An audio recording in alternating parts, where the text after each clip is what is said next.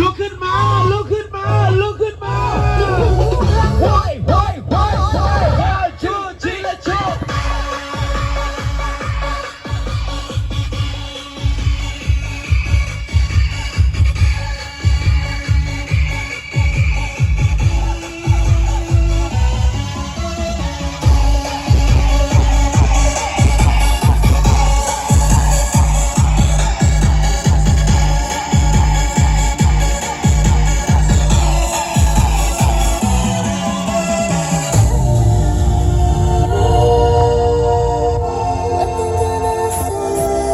สุขสันต์วันแรงงานกับ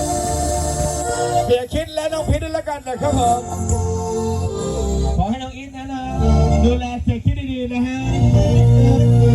ส่วนมากเสียคิดไม่มีแรงมากครับผมเรื่องใจชู้เป็นที่หนึ่งนะฮะดูแลดีๆให้เรื่องใจชู้เสียคิดนะครับ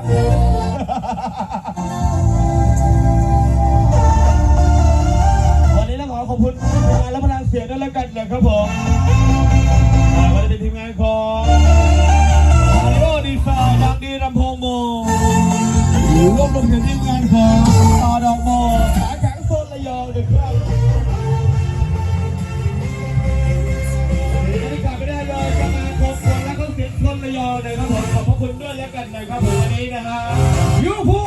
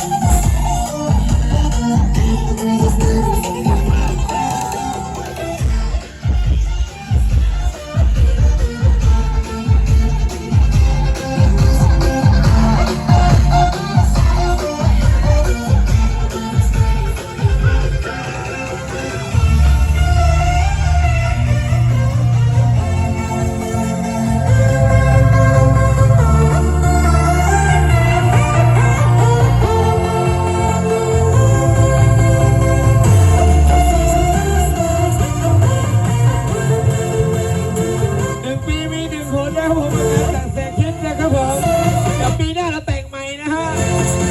หยอก